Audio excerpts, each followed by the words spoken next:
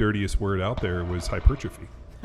When I started coming in and talking about, larger cross-sectional size of a muscle and hypertrophy, it was like, I won't even use the references, seeing as we're in this really culturally sensitive area, but it was like, just a bad deal. And I remember thinking, like, well, why did hypertrophy become a dirty word? Like, why are you guys so scared of hyper? I mean, is it because you guys are all small?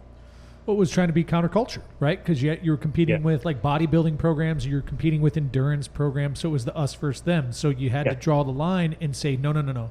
They're morons. We're doing it right. Let me tell you what, hypertrophy is not functional. Let me tell you why. It's not core to extremity.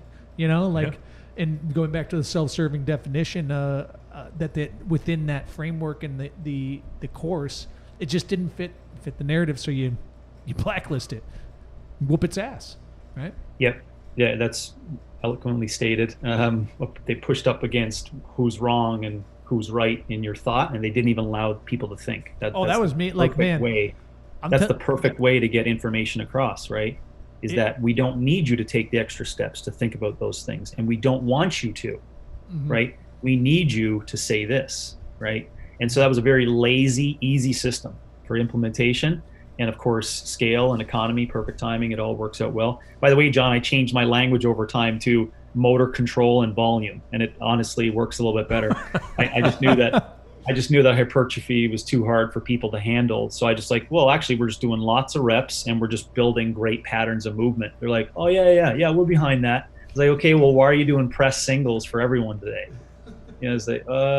So it backs them up at least to get out of what the dogma was. Well, I mean, you saw the same deal. I mean, for the same reason that when we went out and taught all these seminars, getting up and teaching a contrarian, really just attack and like how we were basically couching this thing, it was like seeing people short circuit, and you could see like the emotional issues that people were going through, because I've been taught to believe this is, like you're telling me there's more than one Messiah, that there's more than one way. And then you start realizing that, hey, when you start doing it, if this is your end game, you're not going to randomly get there. Nobody's randomly getting there. And it just breaking down these pieces. I mean, when CrossFit football came in and I started dropping periodized strength conditioning templates with short conditioning workouts, like fucking that exploded people's minds. Like, wait a minute, you're going to lift weights every day? Not to mention the bench press. Yeah. Oh, dude, people were so upset about our bench press. I remember like programming like hammer curls and getting hate mail because how dare I program things that are unfunctional? And I'm like, I don't know. I mean, hammer curls have always work good with a bench press, so why not have then those? You just changed the language to a dumbbell power clean? That's true. I had seated hang dumbbell power cleans, which just look like hammer curls. Don't rotate your hands. Yeah, no one will do. Everyone will think lat pull downs for 5 minutes is stupid as shit, but they'll do ski erg for 5 minutes and just call it. Interesting. What? I mean, do you think it was just like the right message at the right time when this whole thing with social media? It just was like, like lightning. It was, man.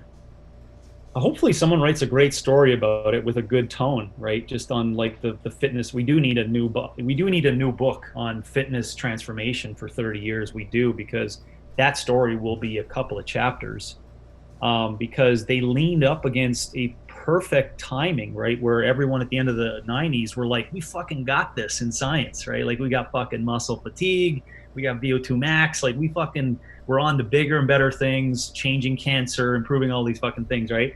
And then he just saw an opportunity. He saw an opportunity. He was like, I got this concept, I got this idea, this is what I'm seeing, and it's all well and good. Like, I think there was some deeper good intentions behind being like, you know what, just rethink this concept, right? Rethink this concept, which ironically is the early journals, right? It's like, okay, I can rethink that concept, but it became a really strong fuck you, and that's where it divided lines. And at that time, if you get out in front, you own it.